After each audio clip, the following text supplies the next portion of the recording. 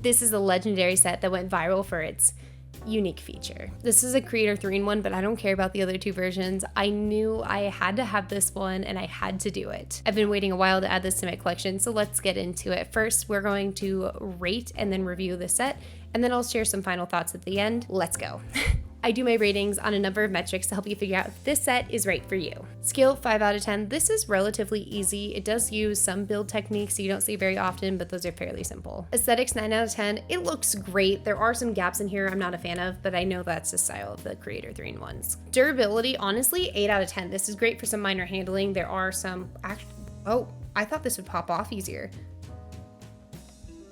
Yeah, this is like an 8 out of 10 or 9 out of 10, honestly. Value 10 out of 10. The first way to be able to compare a 700 piece set like this against like a 2600 piece set like this is to break it down to price per piece, aka price per brick. Bricks are what we call the pieces in the Lego community. Normally, the price per brick will range from about 6 to 12 cents. This set is $39.99 and has 755 pieces, giving it a 6 cents price per brick. Pretty dang good. Time 4 out of 10. This took me 1 hour and 55 minutes, meaning I averaged 395 pieces per hour, which is not the best. Overall, B tier. I feel like I really want to put this in A tier because I enjoyed it a lot, but I feel like this is maybe a tad specific and like the feature, you know, maybe isn't the most appealing to everybody. I also think without that feature, it wouldn't be as funny and I probably wouldn't have bought it. Being 100%, I think it's really funny. This still is a fun set. I have the Panda Family set and this looks fantastic with it. But ultimately, if you're into tigers or funny gags, you'll like this set. This set is 4 bags, but they're kind of big. This set is a 2022 release. Post 2024, pretty much all bags are about 100 pieces, but this is before Lego made that change. That being said, this is actually separated out really well. Bag 1 is the torso / mid body, bag 2 is the front legs, bag 3 is the back legs, and bag 4 is the tail, head, and small little waterfall display with a bird. Sometimes I think these little displays are kind of not needed, but as I mentioned earlier, I do have my Majestic Tiger and Panda Family on display together on a shelf, and these little displays kind of help mesh them together. I know for these 3-in-1s, it probably helps use up the extra pieces from other versions of the build, which is probably why we get these mini displays, or I could be wrong and they're totally planned out. I don't know, I'm not that kind of genius. But it does make sense there'd be a lot of extras since it's not really super possible to make a bunch of different builds without having some different pieces. So this is a creative way around that issue. Regardless, I appreciate these little extras. One of the reasons I decided now would be a good time to review the set is a bunch of sets are due to retire during the summer. I can do a video explaining which ones are going to be retiring soon, by the way. I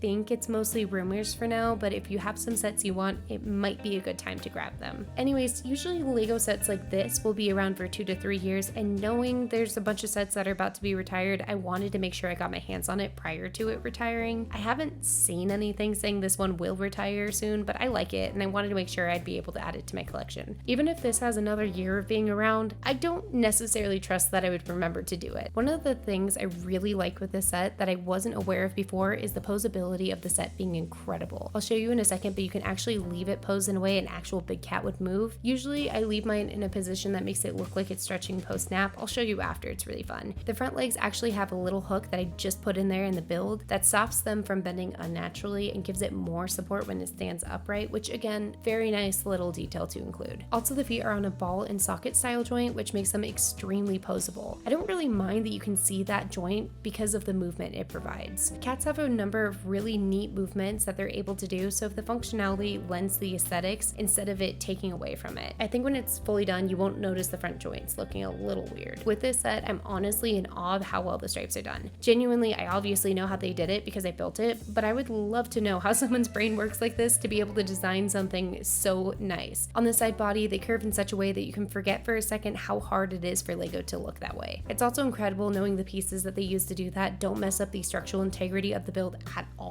Also, we're far enough into the video where I can finally ask you why you think it has the pink flower piece. You know, that pink flower piece. I don't think the reviewer AI would know what I'm talking about, but it's so funny. It's built in such a way that even when the tail's down, you still kind of see it. Like, did they not notice it when upper management approved it? Or did upper management find it funny and then approve it? I don't know which of these would be best, honestly, management knowing or not knowing. I also want to take the second to show you the posability. So as you can see here, these paws can be moved. One of the ways I enjoy posing this is actually, hold on. This is the pose I usually keep it in, but I think it's really cool that it can do that. Here we got like a lot of movement. You can actually move the legs in and out, which is kind of cool.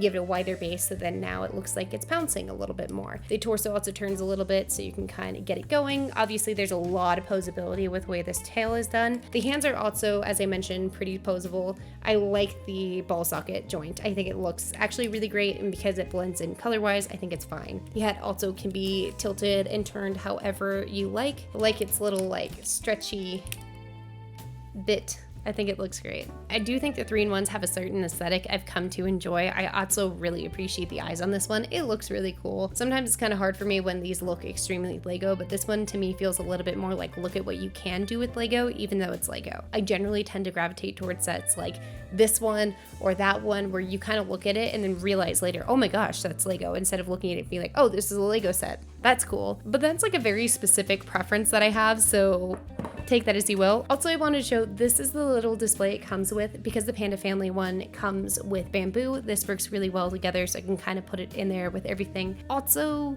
the bird I think is really cool. The build on it was actually really fun. I've never thought of building a bird this way, so that was pretty cool. I enjoyed that. Overall, it's a fun little ad, and there was very few extra pieces for this one, probably about what an average set would have, so it's fun that they took the extra pieces that would be used in other versions and did this with it. As I said earlier, I'm not sure when this will go away, but it definitely won't be around forever, so if this is something you have your eye on, just be aware that it's already been out for 2 years, and usually this stuff disappears between 2 to 3. Not saying it's gonna retire anytime soon. Anyways, I just want to say thank you guys so much for choosing to watch my channel out of all the channels on YouTube. It means the world to me that you guys stick around and watch me because I'm pretty small. One day, hopefully this will grow and then I can share my passion for Legos with more people. Also, if you don't mind commenting down below and let me know which video of mine you saw first, if you remember. If you don't, that's totally fine. Or if you know about how long you've been watching me for, that'd be cool. I started this channel up again like after a very long hiatus in November, and I've been consistently uploading actually for almost 5 months now, so I'd just be a little curious which one you've seen. Also, coming up soon, I have the Milky Way. I know I have the other art pieces behind me. I'm so excited to share the Milky Way with you. I think that'll be really cool. I do have the Disney Castle that I am ready to do once I get myself a little bit more ahead, and some fun little Technics and cars and stuff like that, so definitely subscribe to see that if you aren't already subscribed, and I will see you guys next time.